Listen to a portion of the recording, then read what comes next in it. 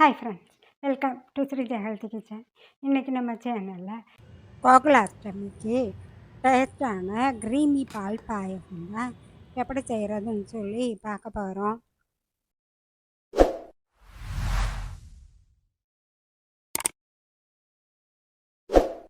இந்த பால் பாயசம் பண்ண ஒரு பவுலில் அரை கப் மாவு ஜவ்வரிசி 100 கிராம் அளவுக்கு ஜவ்வரிசி எடுத்துக்கோங்க.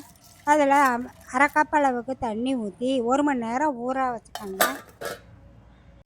இப்போ ஒரு ஃப்ரைங் பேனில் 1 டேபிள் ஸ்பூன் அளவுக்கு நெய் ஊற்றினதும் 2 டேபிள் ஸ்பூன் அளவுக்கு முந்திரி பருப்பு, 2 டீஸ்பூன் சாரப்பருப்பு, 2 டேபிள் ஸ்பூன் உலர் திராட்சை போட்டு ஒரு 5 நிமிஷம் வதக்குனிங்கன்னா போதும்.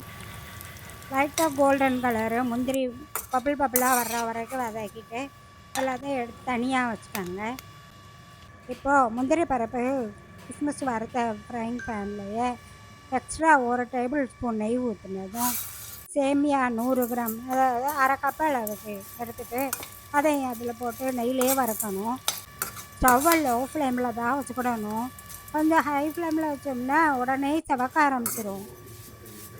சேமியா மொறுமொறுன்னு வர்ற சமயத்தில் 5 கப் அளவுக்கு பால் ஏற்கனவே பால் பண்ணி வச்சுக்கணும். பால் பண்ண பாலை அந்த வறுத்த சேமியாவில் ஊற்றிங்க. ஊற்றிட்டு ஸ்டவ்வை மீடியம் ஃப்ளேமில் வச்சு வேக வைங்க. ஒரு 5 நிமிஷத்துலேயே வெந்துடும். இப்போ சேமியா நல்லா வெந்துருச்சு. அடுத்து நம்ம 1 மணி நேரம் ஊற வச்சுருக்கிற ஜவ்வரிசி பார்த்தோம்னா நல்லா உதிரியாக நல்லா ஊறி இருக்கும். இப்போ அந்த ஜவ்வரிசியையும் பாலோட சேர்த்துக்கோங்க. ஜவ்வரிசி ஏற்கனவே ஊறி இருக்கிறதுனால அதே சமயத்தில் மாவு ஜவ்வரிசினால சீக்கிரமே வெந்துடும். ஆனால் மாவு ஜவ்வரிசினால கொஞ்சம் திக்காகும். அதனால் எக்ஸ்ட்ரா 1 கப் பால் ஊற்றிக்கோங்க. ஊற்றிட்டு இப்போ ஜவ்வரிசி வேக வைப்போம். 5 நிமிஷத்துலேயே ஜவ்வரிசி வெந்துடும். இப்போ சேமியா ஜவ்வரிசிலாம் நல்லா வெந்த பிறகு 1/4 டீஸ்பூன் ஏலக்காய் தூள், நம்ம ஏற்கனவே ரோஸ்ட் பண்ணி வச்சுருக்கிற முந்திரி பருப்பு, சாரப்பருப்பு, கிஸ்மிஸ் எல்லாத்தையும் போட்டு நல்லா மிக்ஸ் பண்ணிக்கோங்க. இப்போது நம்ம ஜீனி போடுறது, இந்த ஏலக்காய் தூள்லாம் போடுறதுக்கு முன்னாடியே ஜீனி போட்டுக்கிடலாம். இதில் போடாமல் மிக்ஸ் ஆகிடுச்சு, அதனால் இப்போ போட்டிருக்கேன். ஜீனி 3/4 கப் போட்டுக்கோங்க.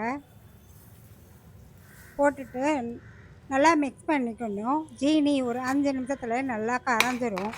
ஜீனி சேர்த்த பிறகு ஒரு 5 நிமிஷம் மட்டும் கொதிக்க வைக்கணும் அடுப்பில் வச்சு. அடுத்து 5 நிமிடம் கழித்து அடுப்பை ஆஃப் பண்ணிடுங்க. நல்லா க்ரீமியாக டேஸ்டான பால் பாயசம் நம்மளுக்கு கிடைக்கும். இதை சூடாகவும் சாப்பிடலாம், ஃப்ரிட்ஜில் வச்சு ஜில்லுன்னு சாப்பிட்லாம். ரெண்டுமே டேஸ்ட் நல்லாயிருக்கும். இந்த கிருஷ்ண ஜெயந்திக்கு இந்த பால் பாயசத்தை செஞ்சு என்ஜாய் பண்ணுங்கள். வீடியோ பிடிச்சிருந்தா மறக்காமல் சப்ஸ்கிரைப் பண்ணுங்கள். தேங்க்யூ.